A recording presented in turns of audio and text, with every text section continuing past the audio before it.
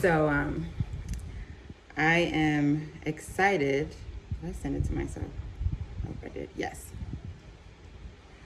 So today I want to talk about blackface and specifically what it means to represent ourselves versus copy and paste other people with our faces. There was a tweet that someone posted, Kyle AB, on Twitter, and he said, so there was a New Yorker profile on Arthur Jaffa, who is a filmmaker, and one line that he said in the article that Kyle reiterated is that, well, a point that he made in the article is that a black film is not in its cast, its crew, or its concept, but in its construction. And that really, I had to think about that because I think of that with everything. It's not about the people whose faces are on it, so like having black people in the film or as the face of the brand or whatever. It's not about having necessarily black people funding it or behind it. And it's not really that the concept necessarily is like about black people, right? Like I take Jingle Jangle for example. Jingle Jangle is an excellent film that's not about being black. There's nothing about the film that is about being black.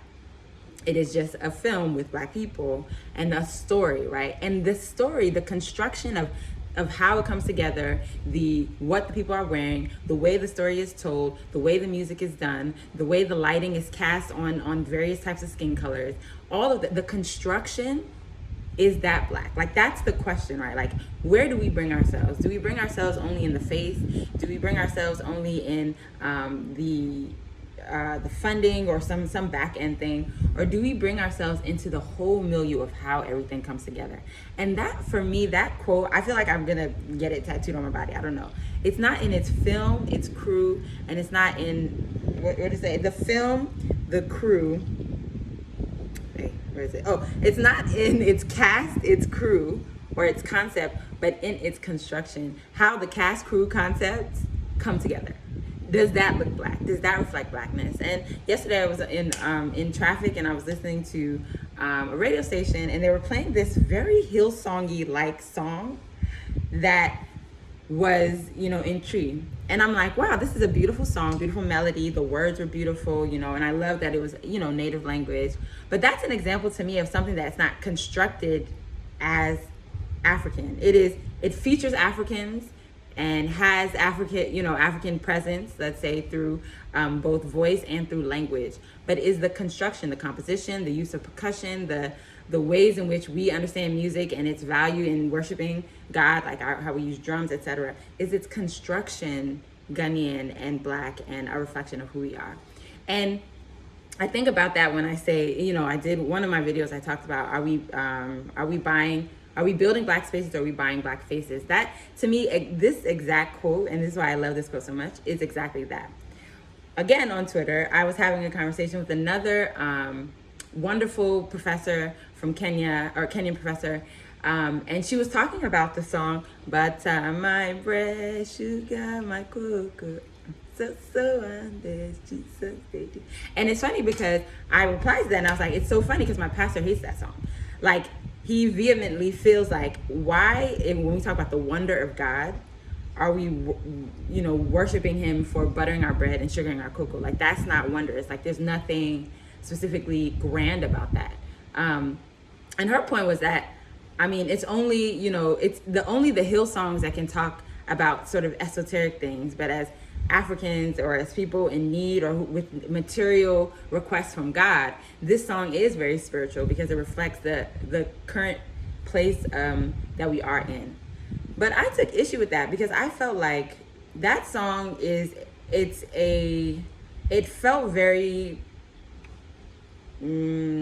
not from the African, let's say, soul.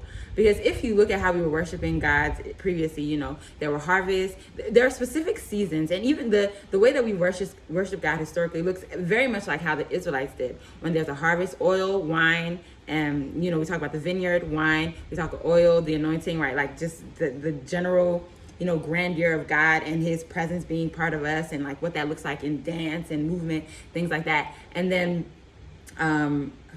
what's the other one? Oh, corn, which is the harvest, like God, that provision, right? But not just provision of a byproduct. Provision overall. Like, God, you've given us harvest. You've given us food to eat for months, not cocoa for the morning. Not even, and the song is not even worship, saying thank God for the cocoa. It's saying thank God for the sugar in the cocoa.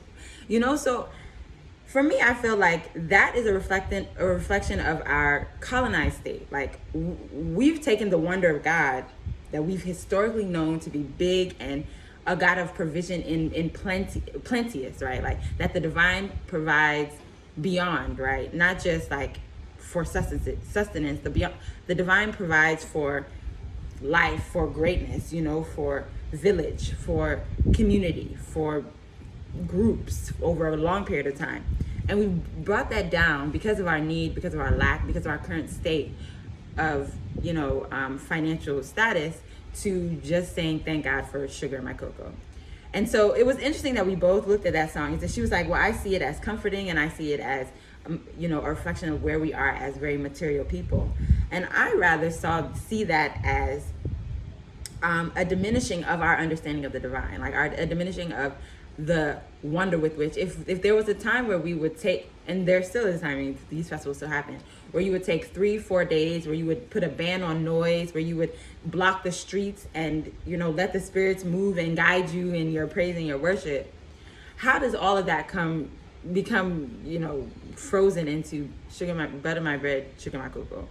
Right? And so that's an example of something that is not constructed as, to me, as not constructed. But that is something that is like, okay, yes, there are Black people singing it, and yes, it uses pidgin, which is like a language of our people, but it's not in its construction, in the way that it came together, in the things that inform the lyricism. It's not in its construction Black. And so I think that the question becomes, how do we construct Black? How do we take a lens that centers ourselves and the fullness of our identity in the way that we construct things?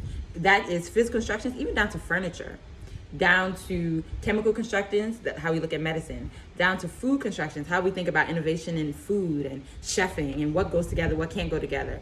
In all of those things, like, how do we bring a complete Black construction? So I want to read the quote again because I thought the quote was very powerful, and just leave you with that question, right? A Black film is not in its cast, its crew, or its concepts, but in its very construction.